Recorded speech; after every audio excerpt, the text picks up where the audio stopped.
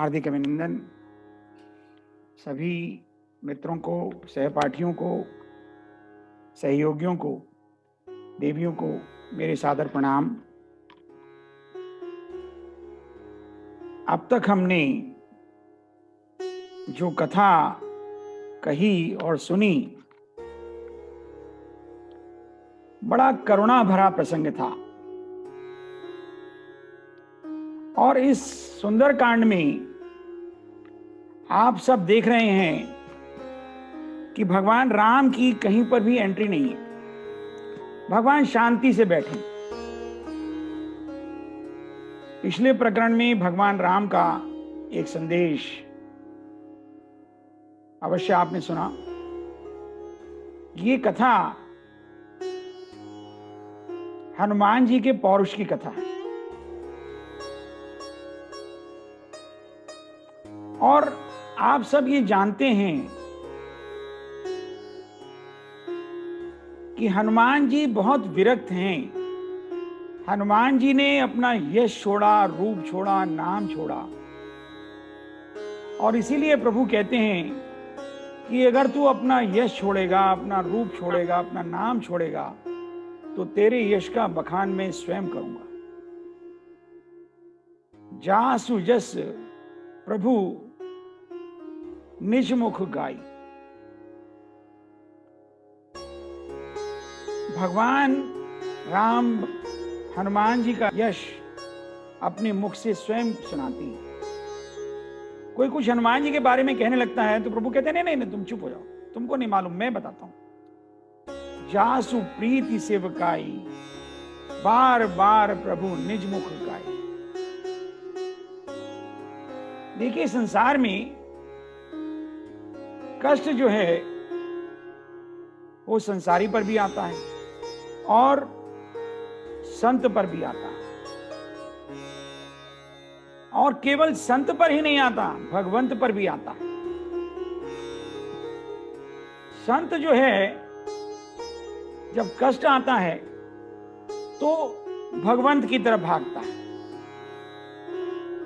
और संसारी पर जब कष्ट आता है तो संसारी संसार की तरफ भागता है। लेकिन रामायण एक ऐसी कथा है जिसमें भगवंत के ऊपर कष्ट है।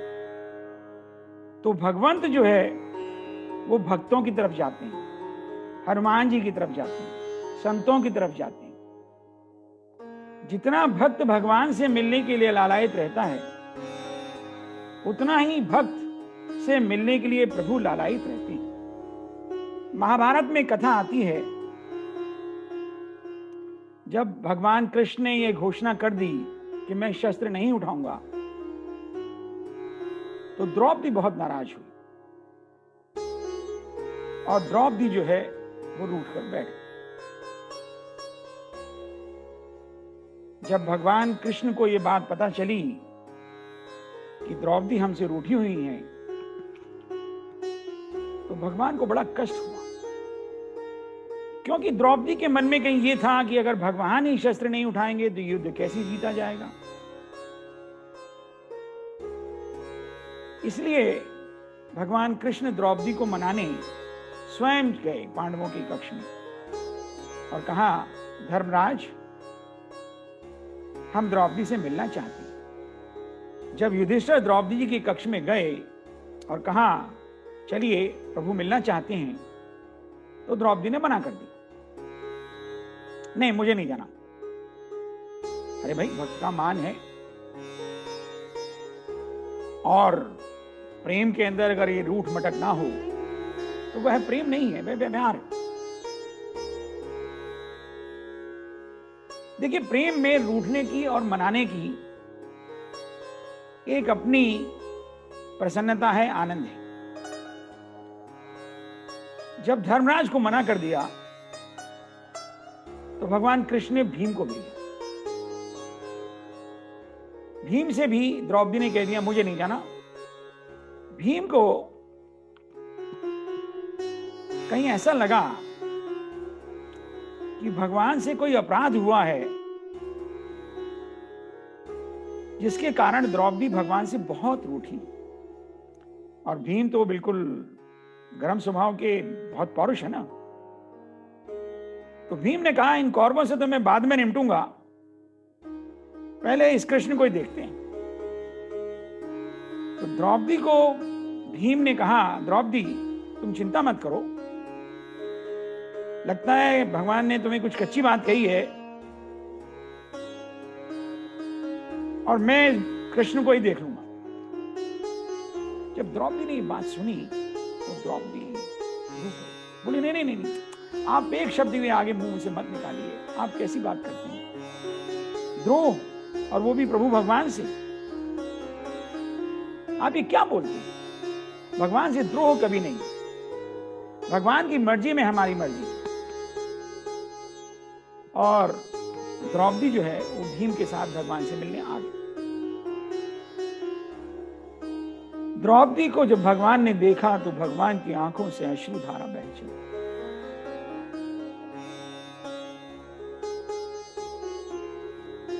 द्रौपदी जब सामने आई तो भगवान बोले, द्रौपदी हमने सुना है तुम हमसे नाराज हो, हम तुमसे क्षमा मांगने आए, हमें क्षमा कर दो। जब ये सुना तो द्रौपदी भगवान के चरणों में गिर गई, बोले नहीं प्रभु आप ऐसी भाषा मत बोलिए, आपके मुंह से इस प्रकार की भाषा शोभा नहीं देती। भगवान ने द्रौपदी को उठाया, अपने गले से लगाया, बहुत दुलार किया, और उसके बाद भगवान जो है भीम की तरफ मुखातिब हुए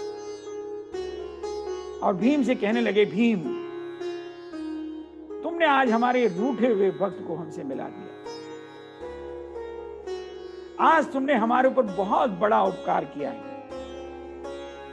तुम हमसे कुछ मांगो, जो तुम्हारा मन करता है वो हमसे मांग लो, तुम्हारा हमारे ऊपर बहुत बड़ा एहसान है। अब भीम जो है वो ये सोच रहे हैं कि ये कैसा भगवान है, भक्त कह रहा है कि हमें मिलना नहीं है और ये मिलना चाहते हैं, भक्त के द्वार पर खड़े खड़े रो रहे हैं, कितना सरल है। भीम को चुप देखकर भगवान कृष्ण ने भगवान भीम को दोबारा से झकझोरा, कहा भीम हमसे कुछ मांगो। जब भीम ने बहुत आग्रह किया तो भीम भगवान से कुछ मांगते हैं। क्या मांगा भीम ने, कितनी अमूल्य वस्तु मांगी है। भगवान से क्या कुछ मांगना है, ये कुछ थोड़ा सीखना भी पड़ता है। भीम भगवान से मांग रहे हैं और कहने लगे, प्रभु आप हमें कुछ देना ही चाहते हैं तो हमारे ऊपर बस इतना उपकार कर दीजिए, आप जैसा द्रौपदी पर प्रेम करते हैं ऐसा ही प्रेम हमसे प्रारंभ कर दीजिए। बोलिए श्री कृष्ण भगवान की जय। तो परमात्मा हमको प्रेम करे, यही बात आज हनुमान जी को आशीर्वाद के रूप में मां सीता ने दी। करई बहुत रगनायक छो। और जब हनुमान जी ने ये बात सुनी तो हनुमान जी गदगद हो गए और थोड़ा डर भी गए और तुरंत बीच में बोल पड़े, मां सुनो। मां ने कहा क्या बात है। हनुमान जी ने कहा, सुनो मां, मैं अतिशय भूखा। देखिए ये जो वार्तालाप है, अब जो वार्तालाप है, ये मां और बेटे के अंतरंग संबंध को दर्शाता है। अब बहुत सारी वृद्ध महिलाओं को हम सब लोग मां कह देते हैं, लेकिन यहां पर मां और बेटे का अंतरंग संबंध जुड़ गया। आप भी जब कभी घर बाहर से घर आते हैं तो मां से कहते हैं, मां बड़ी जोर की भूख लगी, जल्दी खाना दो। तो ऐसे ही हनुमान जी आज कह रहे हैं, सुनो मां, मैं अतिशय भूखा। ये बात फॉर्मल रिश्तेदारी में कभी नहीं होती। फॉर्मल जगह पे अगर आप जाते भी हैं तो भी अगर आपको भूख भी लगी होती है तो आप कहते हैं नहीं नहीं नहीं ठीक है, कोई बात नहीं है, मैं खा रखा है, मेरा पेट भरा हुआ, मैं अभी चाय पी कर आया हूं। मां ने कहा अरे कब के भूखे हो? हनुमान जी बोले जन्म जन्म का भूखा हूं। और बेटा तो जो है जन्म से ही भूखा होता है, पैदा होते ही रोने लगता है और मां उसको दूध पिलाती है। तो हनुमान जी कह रहे हैं मां जब पैदा हुआ था तभी से भूख लगी है, और इतनी जोर से भूख लगी कि सूरज को ही निगलने चला गया। बाल समय रवि भक्ष लियो। तो जानकी जी ने कहा तुम किष्किंधा से चले थे तब भूखे चले थे क्या? मार्ग में कोई मिला नहीं जो तुम्हें कुछ खिलाता पिलाता? हनुमान जी ने बहुत सुंदर उत्तर दिया। हनुमान जी बोले मां मिले तो बहुत, पर सब खाने वाले मिले। संपाति मिला, सुरसा मिली, सिंघका मिली, लंकनी मिली, जो मिला बस वो यही कहता था मैं खाऊंगा मैं खाऊंगा। आज सुरन मोहि दीन आहारा। मां एक तू ही है जो खिला सकती है। मां जगत तो भूखों से भरा है, मां जगत तो खाने वालों से भरा है। तृप्ति तो केवल तेरी कृपा से होती है, तेरे चरणों के आशीर्वाद से होती है। क्या क्या कहते हैं वो, भादों के बरसे बिन और मां के परसे बिन कभी भी किसी बच्चे का पेट नहीं भरता। भोगों से तृप्ति नहीं होती भक्त की, भक्त की तृप्ति होती है भजन से। और हर किसी भक्त की तृप्ति अलग तरह की होती है। भक्तों को भूख होती है भजन की, और प्यास होती है प्रभु दर्शन की।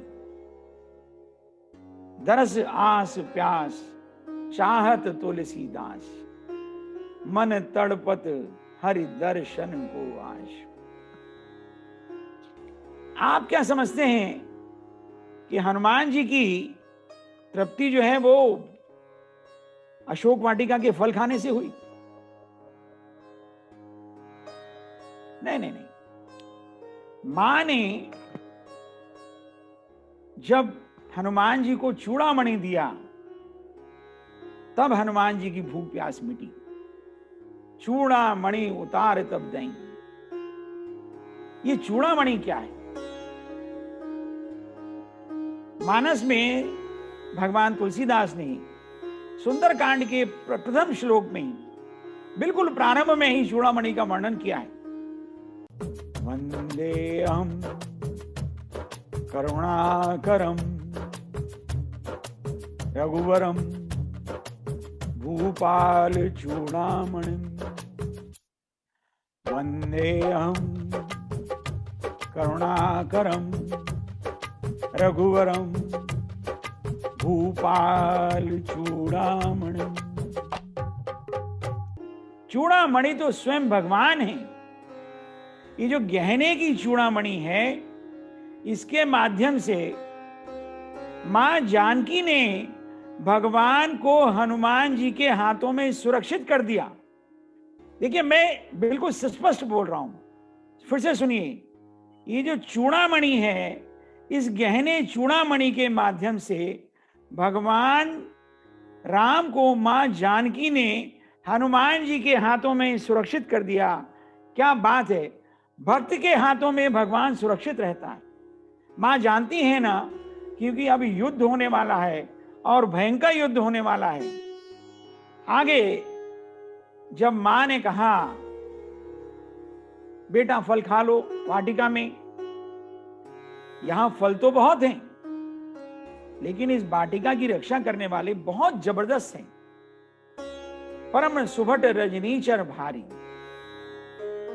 अब देखिए मां और बेटे का वार्तालाप चल रहा है और बिल्कुल मतलब इनफॉर्मल, बिना किसी नियमितता के बिल्कुल अंतरंग बातचीत हो रही है। परम सुभट रजनीचर भारी। हनुमान जी क्या बोले, मुस्कुरा कर बोले, मां तू इनकी चिंता मत कर, तू बस एक बार आज्ञा दे दे, फिर मैं इन्हें बताता हूं कि शाकाहारी ज्यादा ताकतवर होता है या मांसाहारी। मां बस तू बैठी बैठी तमाशा देखती रहना। जानकी जी समझ तो गई पर बोली कुछ नहीं। हर मां अपने बेटे के अंदर की बात को अच्छी तरह पहचानती है, जानती है और उसकी कर्तव्य निष्ठा को, उसके पौरुष को, उसके बल को समझती है। तो मां अब आज्ञा दे रही हैं, देख बुद्धि बल निपुण कपि, कहूं जान की जाओ, रघुपति चरण हृदय धरी, तात मधुर फल खाओ। इसी प्रकार का आशीर्वाद सुरसा ने भी दिया था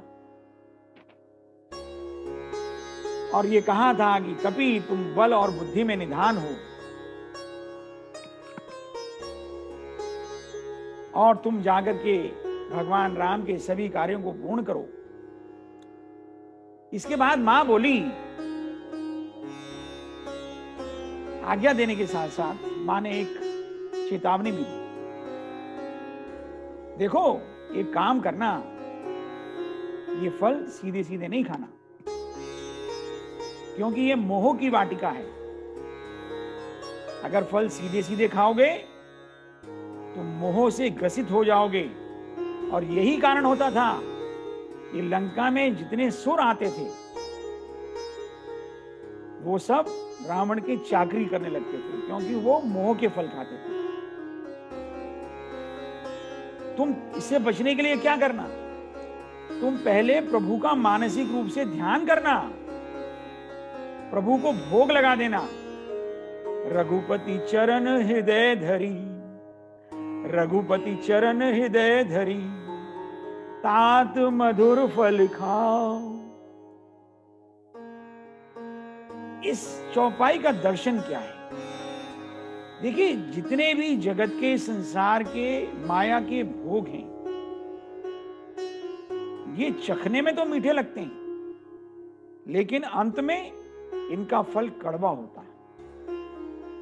लेकिन भक्त बड़े समझदार होते हैं, पहले इन फलों का भोग वो भगवान को लगा देते हैं और फिर जो बचता है वह प्रसाद हो जाता है।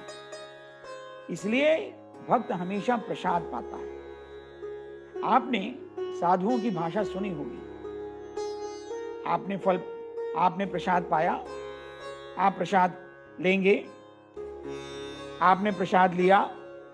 साधु कभी ये नहीं कहता आप भोग खाएंगे, भोग तो भगवान के लिए होता है। मंदिर में आप जाएंगे तो आप देखेंगे ठाकुर जी का भोग आ रहा है। जो भोजन बनता है वह ठाकुर जी का भोग है। जो ठाकुर जी के यहां एक बार चला गया और वहां से जो आता है वह प्रसाद बन जाता है। और जो प्रसाद होता है उसमें कच्चा पक्का, अच्छा बुरा, सब प्रकार के अवगुण खत्म हो जाते हैं। और अंत में बात यह है कि प्रभु के लिए भोग और भक्तों के लिए प्रसाद। और जब प्रसाद भक्त लेता है तो भगवान उसे मीठा फल देते हैं। मां जानकी जी भी यही कह रही हैं, रघुपति चरण हृदय धरी, तात मधुर फल खाओ। देखिए, मधुर फल, अगर आप सीधे फल खाएंगे तो वो टेस्ट में तो आपको मधुर लगेंगे, लेकिन उनका जो फल होगा, जो उनका इफेक्ट होगा, वो मधुर नहीं होगा। मां का आशीर्वाद लेकर हनुमान जी अब अशोक वाटिका में प्रवेश करते हैं। बहुत सुंदर बाग, फलों से लदा हुआ। और फलों से लदा हुआ क्यों नहीं होता भाई? वहां कोई फल खाने वाला तो है नहीं, वहां तो सब दूसरे खाने पीने वाले लोग हैं, तो फल खाए कौन? फलों का उपयोग होता नहीं। दूसरा, हनुमान जी ने देखा कि यहां जितने भी रखवाले हैं सब जो है मदिरा पान करके सोए पड़े। क्यों सोए पड़े? क्योंकि इनको मालूम है कि जगत का सबसे बड़ा चोर इनका राजा है, और सबसे बड़े चोर के यहां भी कोई चोरी करने आएगा ये तो ये सोच भी नहीं सकते। जब इस दृश्य को हनुमान जी ने देखा तो हनुमान जी का माथा ठनका। अरे साधु तुम्हारे आंगन में घूम रहा है और बुराई निश्चिंत होकर सो रही है। इससे तो साधु की साधुता पर भी कलंक आ जाता है। संत का तो अर्थ ही ये है जो सोते हुए को भी जगा दे। हनुमान जी विभीषण के घर के बाहर जाकर खड़े हुए थे, कुंडी भी नहीं खटखटाई थी, तही समय विभीषण जागा। अरे साधु जो है बाहर आया, भीतर सोते हुए विभीषण जाग गए, और यहां पर साधु भीतर घूम रहा है और बुराई जो है खर्राटे मारकर सो रही है। हनुमान जी का माथा ठनक गया। आपने देखा होगा कि किसी परिवार में साधु का आना जाना होता है और उस परिवार में कुछ कच्ची पक्की बात हो जाए तो परिवार पर तो आक्षेप आता ही है, साधु पर भी छोटी टिप्पणी होने लगती है। अमुक महात्मा जी के आने के बावजूद भी ये कांड हो गया, इनके जीवन में कोई बदलाव नहीं आया, क्या लाभ है महात्माओं के बुलाने का, उनके आने का। तो बिजली के आने के बाद भी अगर प्रकाश ना हो तो इसका मतलब ये है या तो बिजली डिम है, वोल्टेज कम है साधु के अंदर, या बल्ब फ्यूज है। तो यहां तो हनुमान जी बहुत बड़े संत हैं, 11,000 वोल्ट से भी ज्यादा की वोल्टेज उनमें है, पर इनका बल्ब फ्यूज है। इनका घर प्रकाशित होना चाहिए। और हनुमान जी ने अब इनको प्रकाशित करना शुरू कर दिया, इनको चमकाना शुरू कर दिया। हनुमान जी ने थोड़ा फल खाना शुरू किया। हनुमान जी को फल तो क्या खाना था, हनुमान जी को तो मोह की वाटिका उजाड़नी थी। हनुमान जी ने शुरू में 2-4 फल खाए और 2-4 फल इन रखवालों की तरफ फेंके और वाटिका को उजाड़ना शुरू कर दिया। इस पर किसी ने हनुमान जी से पूछ लिया, हनुमान जी आप तो ज्ञाननाम अग्रण्यम हैं, आप जो है सारी आज्ञाओं के मानने वाले हैं। जामवन जी ने, माता सीता ने आपको आज्ञा दी थी कि आप फल खाइए, पर आपने सारी बगिया उजाड़ दी, रखवालों को मार डाला। हनुमान जी ने बहुत सुंदर उत्तर दिया, देही फल कर फल। अरे भक्ति देवी का फल खाने के बाद भी अगर मोह का बाग ना उजड़े, जीवन में दुर्गुणों का रास्ता साफ ना हो, तो ऐसे फल खाने से कोई फायदा नहीं। जब हनुमान जी ने 2-4 फल कच्चे कच्चे इन रखवालों को मारे तो ये कुछ करवट लेके सो गए, गहरी नींद में थे ना। और ऐसे ही हम सबका भी यही हाल है। हम सब भी कथा सुनते हैं, प्रवचन सुनते हैं, सुनते वक्त तो बड़ा अच्छा लगता है, लेकिन उसके बाद घर जाकर हम सो जाते हैं करवट बदल के। हम कहने लगते हैं अरे भाई ये साधु हैं, इनका काम है प्रवचन करना, पर इससे कोई संसार थोड़ी चलता है। हम तो संसारी प्राणी हैं, इस दुनिया में इतना कंपटीशन है, इतनी कठिनाइयां हैं। हनुमान जी ने देखा कि फिर सो गए। हनुमान जी ने इस बार बड़े बड़े 2-4 पेड़ उखाड़े और इन पर दे मारे, और ये बड़े हड़बड़ा कर उठे। शुरू में तो इन्होंने प्रतिकार करने की कोशिश की, पर हनुमान जी ने दे मुक्का, दे लात, दे घूसे। देखिए आप सारी मानस में देखेंगे कि हनुमान जी के पास गदा कहीं नहीं है। जब आप छोटे होंगे, मैं भी छोटा था, तो हनुमान जी के हाथ में चित्रों में हमेशा गदा, हर मंदिर में हनुमान जी के पास गदा। लेकिन जहां लड़ाई करने की बात आई, जहां युद्ध करने का समय आया, कोई गदा नहीं, कुछ नहीं। हनुमान जी के पास सिर्फ एक चीज, मुक्का। हनुमान जी ने इनको दमादम जो मुक्के मारे, ये रोने लगे। अरे भाई तू मारता क्यों है, तेरा मुक्का बहुत जोर से लगता है। हनुमान जी ने कहा मारूंगा ना, छोड़ूंगा नहीं। साधु घर में आया है और बुराई निश्चिंत होकर सो रही है, ये तो साधु की साधुता पर कलंक है। हनुमान जी एक दूसरे पर फेंकने लगे, एक दूसरे से एक दूसरे को भिड़ाने लगे, मारने लगे।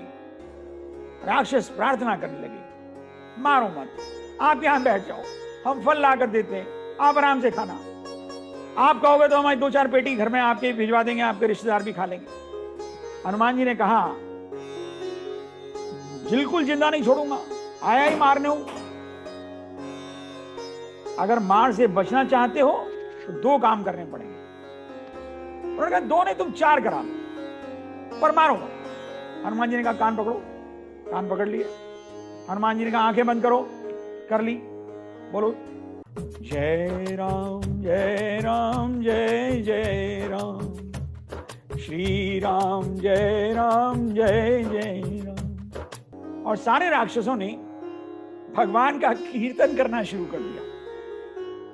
हनुमान जी शायद कहना चाहते हैं अभी तो ये लोग मार से बचने के लिए हरि नाम का कीर्तन भी कर रहे हैं, और हम भी वास्तव में ऐसे ही हैं। हम भी भगवान का नाम जब लेते हैं जब कष्ट में होते हैं, जब प्रारब्ध की मार पड़ती है, जब परिस्थिति का तकाजा होता है, हम भी तभी भजन करने में लगते हैं। हम कोई राक्षसों से कम नहीं है। दुख में सुमिरन शुभ करें, सुख में करे न कोई। लेकिन जो व्यक्ति संतों के लगातार संपर्क में रहते हैं वो हमेशा भगवान का कीर्तन करते हैं, और उनका कीर्तन भय से नहीं मन से होता है। और जब इस प्रकार कीर्तन हुआ तो 2-4 तो वाकई कीर्तन में डूब गए, पर 2-4 प्रतीक्षा में थे। जब कीर्तन हुआ तो हनुमान जी भी थोड़ा सा कीर्तन में खो गए। हनुमान जी की आंख बची तो इनमें से 2-4 निकल ली और सीधे दौड़े दौड़े गए रावण के दरबार में पहुंचे। महाराज रक्षा करो, रक्षा करो, रक्षा करो। अरे क्या हुआ भाई? सब रजनीचर कपि संघारे। बोले उस कपि ने सारे राक्षसों को मार डाला, एक बड़ा भारी मरकट आया है। रावण बोला मरकट? मरकट ये कौन सा जानवर होता है? बोले हमको ये नहीं मालूम, हमें ये मालूम है कि वो मारता भी बहुत है और काटता भी बहुत है, इसलिए हम उसको मरकट कह रहे हैं। हनुमान जी ने की बात जब पूरी कर दी राक्षसों के द्वारा रावण के सामने, तो रावण ने कहा अक्षय कुमार जरा जाओ देखो क्या हो रहा है। यहां से अक्षय कुमार चला है। पुनि पठियऊं ते ही अक्षय कुमारा, पुनि पठियऊं ते अक्षय कुमारा, चला संग ले सुभट अपारा, चला संग ले सुभट अपारा। बड़ी अपार सेना लेकर के, बहुत सारे रखवाले योद्धा लेकर के अक्षय कुमार वहां से चला है। हनुमान जी ने देखा अक्षय कुमार आ रहा, बड़ा अच्छा दर्शन है। हनुमान जी ने अक्षय कुमार से ज्यादा युद्ध नहीं किया। हनुमान जी ने एक बड़ा सा वृक्ष उखाड़ा और हनुमान जी ने वो बड़ा सा वृक्ष अक्षय कुमार के ऊपर दे मारा। अक्षय का वहीं पर क्षय हो गया। और जैसे ही अक्षय कुमार का वध हुआ, अक्षय कुमार की सेना के सब लोग भगवान राम का कीर्तन करने लगे। देखिए पहले तो ये कहा करते थे कोई भजन ना तामस देहा, कोई भजन ना तामस देहा, मन क्रम बचन मंत्र दृढ़ एहा, मन क्रम बचन मंत्र दृढ़ एहा। जो कभी कहा करते थे कि हमारे इस तामसिक देह से भगवान का भजन नहीं होगा, वो आज बिना कहे भगवान का भजन कर रहे हैं। यह लातों के भूत बातों से नहीं मानते। अब आते हैं इस बात के ऊपर कि अक्षय कुमार का क्षय हनुमान जी ने सबसे पहले क्यों किया। ज्यादा लंबी लड़ाई क्यों नहीं करी, ज्यादा कुछ इधर उधर की बातें नहीं करी, सबसे पहले अक्षय कुमार का क्षय किया। ऐसा इसलिए क्योंकि अंगद जी और अक्षय कुमार दोनों एक ही ऋषि की यहां विद्या अध्ययन करने जाते थे। और अंगद जी बानर थे, वो अक्षय कुमार को बहुत सताते थे, बड़े उछल कूद, बड़ा तंग करते थे। बानर वैसे भी बहुत चंचल होता है। एक जगह पढ़ते थे क्योंकि बाली और रावण जो है दोनों मित्र थे। तो एक दिन जो है बहुत तंग होकर के अक्षय कुमार ने ऋषि से प्रार्थना की और ऋषि ने क्रोध में आकर के अंगद जी को श्राप दे दिया कि जब भी तुम अक्षय के सामने जाओगे तुम्हारा आधा बल जो है क्षीण हो जाएगा। इसलिए जो है अक्षय कुमार के सामने कभी अंगद जी जाया नहीं करते थे। इसीलिए जब समुद्र के किनारे किष्किंधा से चलने के बाद, समुद्र के किनारे पहुंचने के बाद अंगद जी की तरफ देखा गया क्योंकि युवराज थे और सबसे यंग थे और बहुत बलशाली थे। तो अंगद जी ने कहा था मैं समुद्र लांघ कर तो जा सकता हूं, पर लौट कर आने में थोड़ा संदेह है। जिये संशय कछु फिरती मारा। अंगद जी ने सोचा कि मैं तैर कर तो चला जाऊंगा, पर अगर वहां पर अक्षय से भेंट हो गई तो मेरा आधा बल जो है वो अक्षय कुमार में चला जाएगा और मैं फिर लौट पाऊंगा नहीं लौट पाऊंगा, बड़ा संदेह की स्थिति रहेगी। तो हनुमान जी चाहते थे कि अंगद का रास्ता साफ हो। अंगद अपने काम की चीज है, आगे अंगद जी से बहुत काम कराने हैं। तो इसलिए अंगद जी का रास्ता साफ करने के लिए हनुमान जी ने बहुत जल्दी जो है अक्षय कुमार को समाप्त किया। जब अक्षय कुमार के क्षय का समाचार रावण को मिला तो रावण ने मेघनाथ को भेजा और मेघनाथ से कहा है मेघनाथ जाओ, मारना नहीं, पकड़ कर लाना। वानर रूप धरई सुर कोई। ये कोई छोटा मोटा आतंकी नहीं है, इसके पीछे को बड़ा षड्यंत्र है और ऐसा लगता है कोई सुर, कोई देवता वानर रूप धरे हुए हैं। हम इसकी तह तक जाना चाहते हैं। और हनुमान जी के वो पकड़ने के लिए मेघनाथ बहुत बड़ी सेना लेकर रथ में बैठकर दुदुम्बी बजाता हुआ मेघनाथ चला है। चला इंद्रजीत अतुलित योधा, चला इंद्रजीत अतुलित योधा, बंधु निधन सुनी उपजा क्रोधा। बड़ा गुस्से में है क्योंकि क्षय हो गया अक्षय कुमार का, उसके भाई का। उधर अपोजिट में देखिए अतुलित बल धामम हेम शैलाबदेहम। अतुलित बल तो हनुमान जी के पास भी है, लेकिन हनुमान जी पूरी तरह शांत थे। अब दो अतुलित बल योद्धाओं के बीच में बड़ा भयंकर युद्ध हुआ और हनुमान जी ने एक पेड़ उखाड़ करके मेघनाथ के रथ को तोड़ दिया। जब रथ विहीन हो गया तो हनुमान जी चुपके से बताओ कूद करके एक पेड़ की शाखा पर पहुंच गए और हनुमान जी वहां बैठकर मुस्कुराने लगे। एक तो हनुमान जी ने मार दिया, ऊपर से हनुमान जी मंद मंद मुस्कुरा रहे हैं। मेघनाथ बुरी तरह खिसिया गया और खिसियाया हुआ व्यक्ति क्या नहीं कर सकता। ब्रह्म अस्त्र ते ही साधा, ब्रह्म अस्त्र ते ही साधा, कपि मन कीन विचार, कपि मन कीन विचार, जो न ब्रह्म सर माने हूं, महिमा मिटही अपार।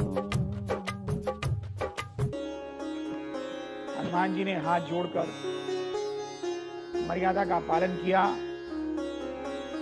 और मेघनाथ के द्वारा छोड़े गए ब्रह्मास्त्र को अपनी छाती पर लिया और हनुमान जी मूर्छित हो गए। यही देखा कपि मूर्छित भयहूं, नाग पासी बांधे सी ले गया। और मेघनाथ ने जब देखा कि वानर मूर्छित हो गया है तो नाग पाश में बांधकर रस्सियों से जकड़कर बड़ के पेड़ की जड़ों से बांधकर छाल लपेटकर घसीटता हुआ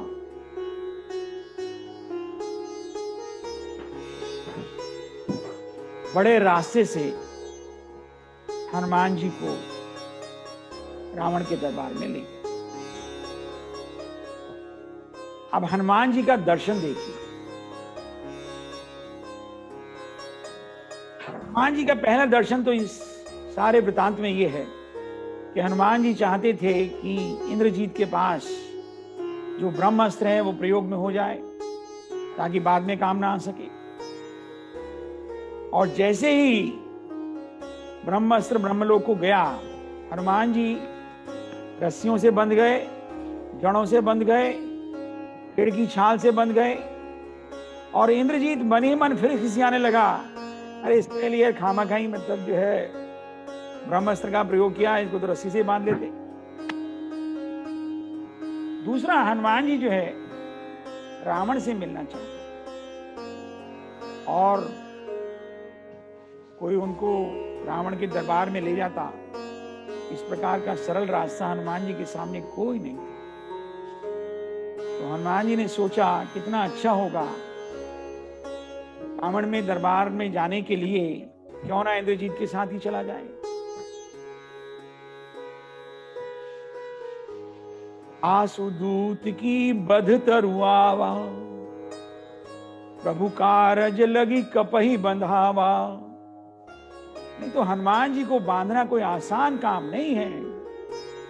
देखिए, सारे मानस में भगवान कष्ट में आए हैं, लेकिन हनुमान जी के ऊपर कभी कष्ट नहीं आया। भगवान नागपाश से बंध गए, लक्ष्मण जी मूर्छित हो गए, लेकिन हनुमान जी के ऊपर कभी कोई कष्ट नहीं है। और जब ये वास्तव में हनुमान जी की शक्ति की परीक्षा नहीं, ये हनुमान जी की सहन शक्ति की परीक्षा। और जब उनको ले जा रहे थे, मारही चरण करही बहुहासी, बहुत छोटे छोटे राक्षस, कोई चूंटी काट रहा है, कोई लात मार रहा है, कोई पूंछ खींच रहा है, बहुत मजे ले रहे हैं। करही बहुहासी, बहुत अपमानित किया, लेकिन हनुमान जी को अपमान का कोई असर नहीं। देखिए, प्रभु का काम करना हो, भगवत कार्य करना हो, धर्म का काम करना हो, तो उसके लिए बहुत बड़ी इच्छा शक्ति भी चाहिए, योग्यता भी चाहिए और सहनशीलता भी चाहिए। अहंकार कभी किसी को बड़े काम करने नहीं देता, हमेशा बीच में से लौटा लाएगा, अरे भाई हमारी भी कोई इज्जत है। हनुमान जी कहते हैं, इज्जत तो मेरे प्रभु की है और प्रभु के कारण ही हमारी इज्जत है। हम क्या हैं? सब मानिए राम के नाम। भक्त जो कुछ भी हैं वो भक्ति के कारण है। भगवत संबंध के कारण तो हम और आप सामने आमने बैठे हुए हैं। नहीं तो आप अपने घर में, अपने विदेश में, अपने देश में, अपने हॉस्पिटल में, और हम अपने काम में, गृहस्थी में। खैर, हनुमान जी रावण के दरबार में उपस्थित हुए। रावण का बड़ा विशाल दरबार। तुलसीदास जी ने तो रावण का और रावण की विशालता, रावण के दरबार की विशालता का बहुत वर्णन नहीं किया, लेकिन रामायण में महाकवि वाल्मीकि जी ने बड़ा विस्तार से वर्णन किया है। खैर, इतने विस्तार में जाने की जरूरत नहीं। तुलसीदास जी ने बस एक बात लिखी, वो ये लिखा, रावण को देखकर हनुमान जी को लगा कि सोने के बहुत बड़े सिंहासन पर काजल का पहाड़ रखा। देखिए यहां पर थोड़ा दूसरा दर्शन है। हनुमान जी जो है शंकर के स्वरूप हैं, शंकर सुबन केसरी नंदन। लेकिन यहां पर हनुमान जी अपने शिष्य को बचाने के लिए, क्योंकि रावण जो है भगवान शंकर को गुरु मानता है, उनकी रोज पूजा अर्चना करता है। वेद पढ़े शंभु सभी, पूजावन रावण के घर आवन। उनको बार बार काट कर अपने शीश चढ़ाता है। यहां पर शंकर सुबन केसरी नंदन अपने शिष्य के बंधन को काटने के लिए, उसको सीधे रास्ते पर लाने के लिए स्वयं रस्सी में बंधकर, स्वयं नागपाश में बंधकर, घसीटते हुए, अपमानित होते हुए आकर खड़ा हो गया। बोलिए श्री हनुमान जी महाराज की जय। लेकिन रावण को ये समझ नहीं आ रहा, अरे जिसकी दी हुई लंका में तू बैठा है वो तेरे सामने खड़े हुए हैं, वो उनसे बोल क्या रहा है, अपने गुरु को पहचान नहीं रहा, साधारण बानर समझकर उनको अपमानित कर रहा है। क्या कह रहा है? कीधो श्रवण सुने नहीं मोही, देखे हूं अति असंख्य सठ तोही, मारे निशाचर के ही अपराधा, मारे निशाचर के ही अपराधा, कहूं सठ तो ही ने प्राण कई बाधा, कहूं सठ तो ही ने प्राण कई बाधा। रावण की भाषा देखिए, अरे मूर्ख, अरे शठ, तूने कभी टीवी खोलकर नहीं देखा? मैं रोज टीवी पे आता हूं, तूने अखबारों में मेरी फोटो नहीं देखी? तू मुझे जानता नहीं है, मुझे बड़ा बड़ा घूर घूर कर देख रहा है। बता ये राक्षस क्यों मारे, क्या अपराध था इनका, फल क्यों खाए? और हनुमान जी चुपचाप खड़े, सिर झुकाए। ये रावण वेद शास्त्र का ज्ञाता है, इसके 10 सिर हैं, दशग्रीव कहलाता है। 10 सिर का मतलब 1 2 3 4 5 6 7 8 9 10 नहीं, 4 वेद और 6 शास्त्र इसकी बुद्धि में भरे पड़े। साधारण प्राणियों से 10 गुना बुद्धि है इसके खोपड़ी में, लेकिन भाषा कितनी गंदी बोलता है, कैसी भद्दी भाषा बोलता है। उत्तम कुल पुलस्त कुल नाती, बड़े ऊंचे कुल का है, लेकिन भाषा रे मूर्ख, रे सठ, ले निर्लज, अरे अधम। और वो भी किसके लिए? शंकर सुबन केसरी नंदन, हनुमान जी जैसे महापुरुष के लिए, भगवान शंकर के अवतार के लिए, गुरु के लिए। अब हनुमान जी की भाषा का दर्शन कीजिए। हनुमान जी चाहते तो वहां पर उसे मसल सकते थे, लेकिन हनुमान जी बिल्कुल विचलित नहीं हुए। हेम शैलाभ, हिमखंड होता ना, बड़े शक्तिशाली होता, लेकिन बिल्कुल शांत रहता। और दूसरा, हनुमान जी गुरु के रूप में है, जो सबकी सहन कर ले और सब कुछ सहन कर ले, सब कुछ सह ले, सबकी सुन ले और फिर भी आशीर्वाद दे, वही गुरु है। बोले श्री हनुमान जी महाराज की जय। गुरु का मतलब है गुरुता, गुरुत्व का मतलब है भारीपन।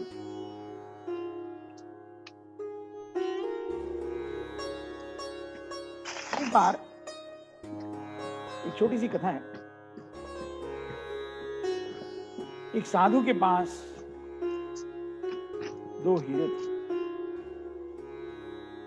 दोनों हूबहू बिल्कुल एक। साधु जो है राजा के दरबार से, राजा के दूसरे दरबार से तीसरे दरबार तक पहुंचा।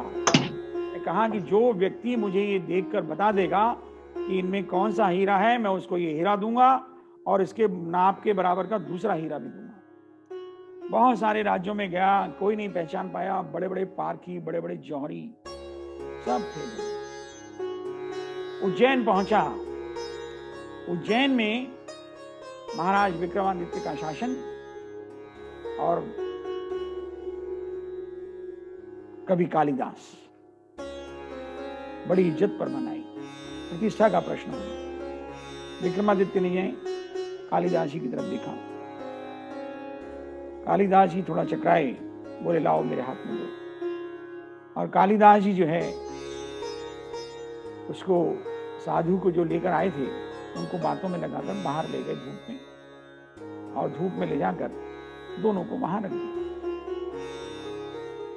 थोड़ी देर बाद बातें करने के बाद कालिदास जी ने एक टुकड़े को उठाया और कहा कि देखो भाई, ये हीरा है और जो दूसरा रखा है वो कांच। साधु तो आश्चर्यचकित रह गया। अरे आपने कैसे पहचान लिया? इतने बड़े बड़े जौहरी पारखी नहीं पहचान पाए। कालिदास जी ने छोटी सी बात कही, देखो धूप में भी जो शीतल बना रहा वह हीरा है, और जो गर्म हो गया वह कांच है।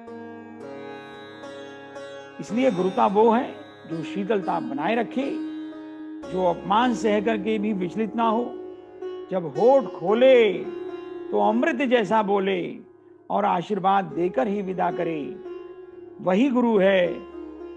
हनुमान जी बोले, रावण पूछ रहा है कि तुमने फल क्यों खाए, और हनुमान जी देखिए अब उत्तर दे रहे हैं। हनुमान जी के उत्तर की तरफ देखिए, कितनी शिष्ट भाषा का प्रयोग कर रहे हैं।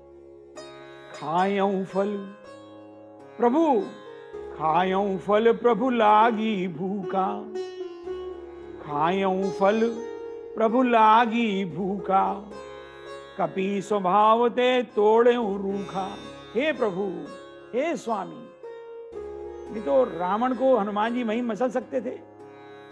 अरे स्वामी, बहुत भूख लगी थी, 3 दिन से आपकी लंका में घूम रहा था, किसी ने कुछ नहीं खिलाया पिलाया, किसी ने पानी को भी नहीं पूछा। थोड़े फल देखे तो खा लिए, बानर स्वभाव से एक आधी टहनी तोड़ डाली, आपके इस भरे पूरे संसार में कौन सी कमी आ गई? रावण बोला, अरे भाई फल खा लिए तो खा लिए, कोई बात नहीं, पर ये राक्षस क्यों मारे? हनुमान जी ने कहा, मैंने किसी को नहीं मारा, सबके देह परम प्रिय स्वामी। देखिए फिर स्वामी शब्द का प्रयोग कर रहे हैं। सबके देह परम प्रिय स्वामी, मारहि मोहि कुमार विगामी, जिन मोहि मारा ते में मारे, कहीं पर बांधऊ तनय तुम्हारे। अरे भाई मैंने किसी को नहीं मारा, सबको अपनी अपनी देह प्यारी है। जिन्होंने मुझे मारा, मैंने अपने आप को बचाने के लिए उनको मार दिया। इसके बावजूद भी तुम्हारे बेटे ने मुझे बांध लिया। आगे सुनिए, मोहि ने कछु बांधे नहीं लाजा, मोहि न कछु बांधे नहीं लाजा, कीन चयहु निज प्रभु कर काजा। हनुमान जी बोल रहे हैं, मुझे बंधने से भी कोई लाज नहीं है, मैं तो अपने प्रभु का काम करने आया हूं। आप मुझे मार लो, पीट लो, अपमानित कर लो, कोई बात नहीं, मुझे कोई शर्म नहीं। कीन चयहु निज प्रभु कर काजा। आगे देखिए, हनुमान जी के शब्द देखिए, दुष्टता का उत्तर शिष्टता से दे रहे हैं। विनती करऊं जोरी कर रावण, विनती करऊं जोरी कर रावण, हाथ जोड़कर विनती कर रहा हूं। सुनहु मान तजी मोर सिखावन, सुनहु मान तजी मोर सिखावन, देखे हूं तुम निज कुलहि बिचारी, भ्रम तजी भजऊं भगत बैहारी। मैं हाथ जोड़कर विनती कर रहा हूं। क्या विनती कर रहा हूं? मोरे कहे जानकी दीजिए, मेरे कहने से जानकी जी को वापस कर दिए। अपने कुल खानदान का विचार कीजिए। उत्तम कुल, पुलस्त्य कुलनाति, आप बड़े उत्तम कुल के हैं और आपका जो ननिहाल है वह भी बड़ा पुलस्त्य कुल का है। देखिए, जब कोई भी व्यक्ति थोड़ा सा नीच काम कर देता है तो सब लोग कहने लगते हैं अरे भाई कुछ कुल खानदान की तो इज्जत का ख्याल रखना चाहिए। सुनहु मान तजी मोर सिखावन, सुनहु मान तजी मोर सिखावन, मान छोड़कर, अभिमान छोड़कर मेरी बात मान लीजिए, मेरी सीख मान लीजिए, जानकी जी को दे दीजिए। दो बातें, गुस्सा आ गया, मोर सिखावन और जानकी जी को दे दीजिए। लाल लाल हो गया रावण, अरे ये बंदर हमें सिखाएगा। मिला हमई कपि गुरु बड़ ज्ञानी, तू हमारा गुरु बनेगा, मरना चाहता है। और हनुमान जी इतने में बोल पड़े मुस्कुरा करके, मति भ्रम तोर प्रकट में जाना, मति भ्रम तोर प्रकट में जाना। ये बात रावण ने सुनी, बिल्कुल पागल हो गया, बोलो मार डालो, निपटा दो, कत्ल कर दो, खत्म कर दो। एक अपने सेवक को बोला जल्दी जाओ, मेरे घर में मेरी चारपाई से जो काल बंधा रहता है उसको लेके आओ। सेवक गया और तुरंत जो है काल को ले आया। आपने सुना होगा कि रावण की पार्टी से काल बंधा रहता था। सेवक गया और काल को हनुमान जी के बराबर में लाकर खड़ा कर दिया। हनुमान जी ने काल को देख लिया और मुस्कुराए। ये देखकर रावण और खिसिया गया। काल का जो प्रसंग है वो थोड़ा सा भिन्न है, क्योंकि हनुमान जी ने लंका में जाते ही सबसे पहले काल को मुक्त किया और काल जो है वो हनुमान जी के बड़े प्रति जो है बड़ा आदर का और स्नेह का भाव रखता था, क्योंकि रावण की कैद से काल को हनुमान जी ने मुक्त कराया। और हनुमान जी जब मुस्कुरा करके रावण को देखने लगे, मृत्यु निकट आही खल तो ही, अरे तुझे डर नहीं लगता, तेरे बराबर में मौत खड़ी है। हनुमान जी ने थोड़ा तिरछा होकर देखा, मौत तो खड़ी है, पर खड़े रहे बिल्कुल अडिग। अरे मूर्ख, तेरे बराबर में मौत खड़ी है और तू मजे से खड़ा है। देखूं अति असंख्य सठ तो ही, देखूं अति असंख्य सठ तो ही, तुझे डर नहीं लगा? मृत्यु निकट आई खल तो ही, तेरे निकट मौत खड़ी है और तू इतने निशंक, बिना किसी शंका के, बिना निडर होकर के खड़ा है। हनुमान जी बोले बिल्कुल नहीं डर लग रहा। अरे भाई, पड़ोस में भी मौत हो जाती है ना तो अपने घर में रात को नींद नहीं आती, और हनुमान जी के बिल्कुल बगल में मौत खड़ी हुई। हनुमान जी बोले मुझे बिल्कुल डर नहीं लग रहा, और मुझे ये भी पता है ये मौत मेरी तरफ खड़ी है, खड़ी तो मेरे पास है पर देख तेरी ओर रही है और पूछ रही है कि अभी काम करना है या थोड़े दिन रुक के करना है। और रावण को भरी सभा में, दरबार में राजा को इतनी बड़ी बात कह दे कि बोलो भाई अभी निपटाना है कि बाद में निपटाना है। रावण तो बिल्कुल पागल हो गया, लाल हो गया, चिल्लाया, बोलो मारो इसको, मार डालो, उठो तलवार उठाओ। लेकिन क्या हुआ, घटना घटित हो गई। तेई समय विभीषण आए, और विभीषण ने नीति करना शुरू कर दिया। नीति विरोध न मारिए दूता। देखिए, जब भी संकट आता है तो संकट से पहले प्रभु की कृपा आ जाती है। यहां पर प्रभु की कृपा विभीषण के रूप में आई। विभीषण जी आगे बोले, कपि के ममता पूंछ पर, इसकी पूंछ में आग लगा दो। जे वे पूंछ विहीन वानर अपने स्वामी को लेकर आएगा तो खूब इसकी हंसी करना और जो चाहे वो चाकरी कराना। और इतना सुनना था कि रावण तो खिलखिलाकर हंस पड़ा, खुश हो गया, बोला विभीषण जब लगता है अकल बढ़ रही तो तुम सबसे आगे थे, तुम्हारा सुझाव सबसे अच्छा है। और रावण ने जो है अपनी पब्लिसिटी करने के लिए सारे नगर में डोंडी पिटवा दी कि बंदर की पूंछ में आग लगेगी, सब लोग अपने अपने घर से रुई, कपड़ा, तेल, घी, जो कुछ हो सकता है वो लेकर आओ। अब देखिए, हनुमान जी मन ही मन विचार कर रहे हैं कि प्रभु आपने संकेत तो दिया था कि लंका को जलाना है, लेकिन मैं इतने दिनों से सोच रहा था कि मैं इस लंका को जलाने के लिए कहां से अग्नि लाऊंगा, कैसे करूंगा। प्रभु आप भी बड़े दयावान हैं, जिसका घर जलवाना है उसी से व्यवस्था करवा रहे हैं। जय हो प्रभु श्री रामचंद्र भगवान की जय, कृपा निधान श्री राम की जय। देखिए, बहुत सारे लोग जो है अच्छे काम के लिए तो चंदा देते ही, लेकिन बुरे काम के लिए भी चंदा देते हैं। और इसी प्रकार से इन मूर्खों को ये अकल नहीं आई कि दूसरे के पूंछ को जलाने के लिए इतनी आतुरता से काम नहीं करना चाहिए। कोई रुई लाया, कोई कपड़ा लाया, कोई मिट्टी का तेल लाया, कोई सारा घर का घी ले आया, और स्थिति ये हो गई, रहा न नगर बसन घृत तेला, बाणी पूछ कप कीन कपि खेला। घर में ना जो है कपड़ा रहा, ना घी रहा। किसी के घर में इतना घी तेल भी नहीं रहा कि कल सुबह की सब्जी बन सके। किसी के घर में इतना कपड़ा भी नहीं रहा कि सुबह नहा धो करके कपड़े बदल जा सके। हनुमान जी कहते हैं, बेटा चिंता मत करो, कपड़े बदलने की जरूरत ही नहीं पड़ेगी, सीधी काया पलटवा दी जाएगी।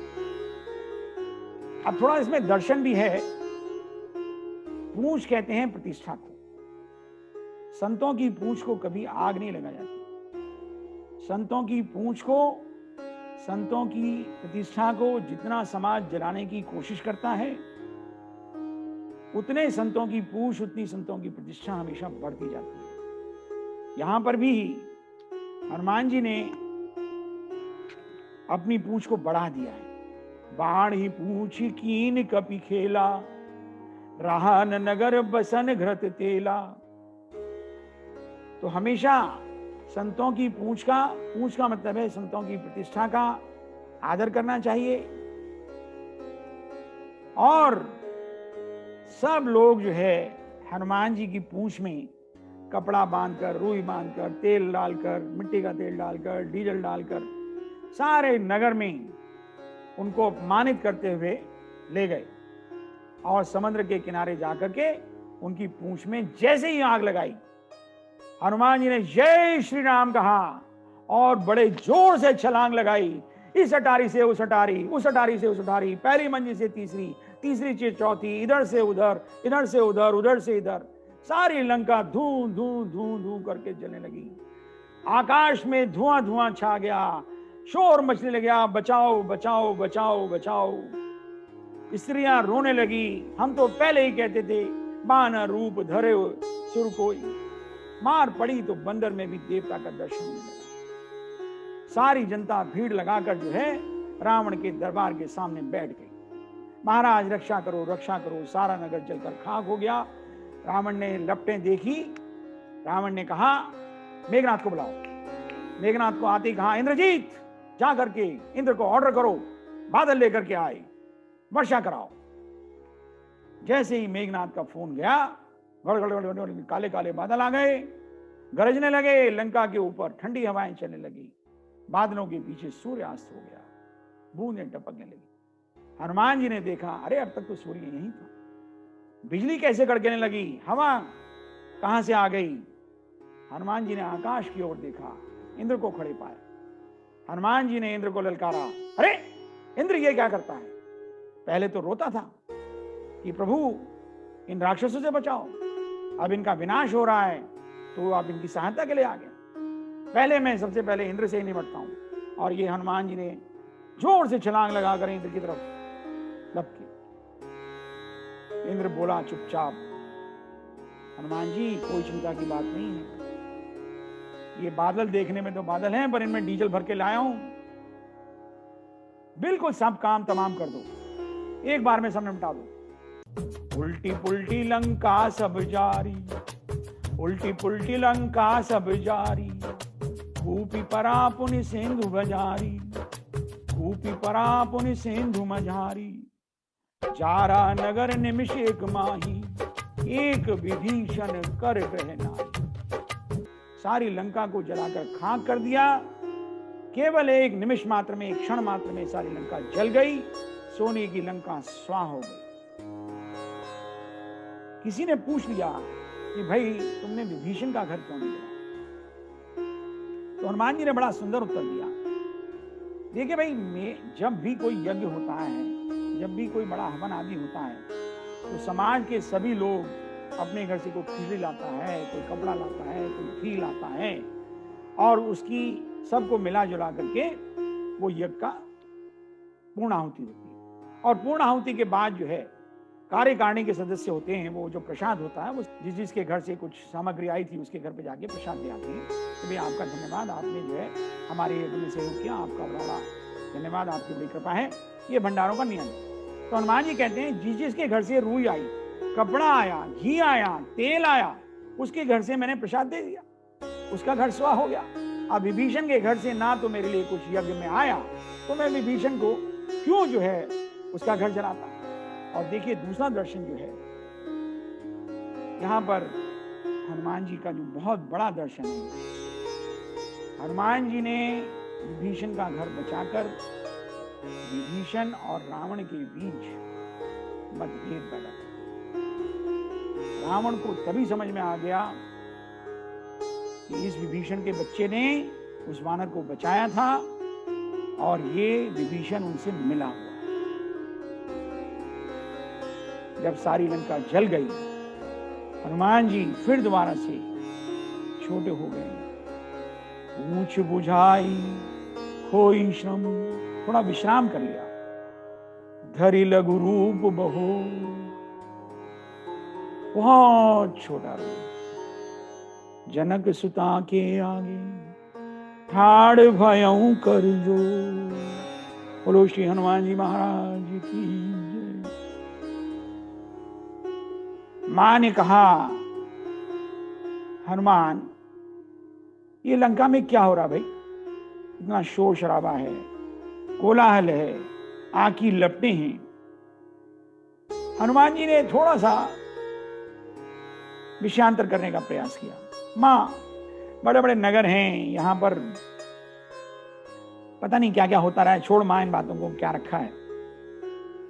लेकिन मां बहुत चालाक होती है, मां को पता होता है ये क्या करके आए, हाव भाव से पहचान जाती है मां। मां ने कहा कि बेटा मैं यहां लगभग 1 साल से हूं, इस लंका में ऐसा वैसा कुछ नहीं होता, लेकिन जब से तू आया है ना, जब से यहां कुछ ना कुछ होता रहता है। हनुमान जी ने हाथ जोड़कर कहा, मां सच तो ये है, ये सब तेरे बेटे का कराया है। और सुन मां, ये तो सिर्फ ट्रेलर है और अभी असली फिल्म तो बाकी है, जो 1 महीने के बाद रिलीज होगी। मां बस तू अब देखती जा, अभी तो हमने इनको सिर्फ सीन दिखाया है। और इस प्रकार की बातें करके हनुमान जी जो है अपने फोकस में रहते हैं हमेशा। हनुमान जी ने कहा, मां अब देर ना कर, समय कम है और काम बहुत ज्यादा है। मां तू मोही दीजे कछु चीना, जैसे रघुनायक मोही दीना। मां तू मोही दीजे कछु चीना, जैसे रघुनायक मोही दीना। चूड़ामणि उतार तब दयऊं, चूड़ामणि उतार तब दयऊं। हर्ष समेत पवन सुत लयऊं। मां, प्रभु प्रतीक्षा करते होंगे, कुछ चिन्ह दे दीजिए, जैसे भगवान राम ने आपके लिए अंगूठी दी थी। और बस इतना सुनना था कि मां बहुत रोने लगी, बहुत रोई मां। मां कहने लगी, बेटा जब तू आया था तो थोड़ी सांस में सांस आई थी, कुछ धैर्य बना था। कह कपि के ही विधि राखे हूं प्राणा, कह कपि के ही विधि राखे हूं प्राणा। तुम तात कहत अब जाना, तुम तात कहत अब जाना। देख तो ही शीतल भई छाती, पुनि मोहि कहूं सोई दिन सोई राती। पुनि मोहि कहूं सोई दिन सोई राती। अरे बेटा तुझे देखकर थोड़ी छाती में ठंडक पड़ी अब वही दिन वही रात, और हनुमान जी तो घबरा गए। मां को रोती छोड़कर जाऊं कैसे, जाए बिना काम नहीं चलेगा। मां जब आया था तो मां का रोना कोई बात नहीं, स्वाभाविक था।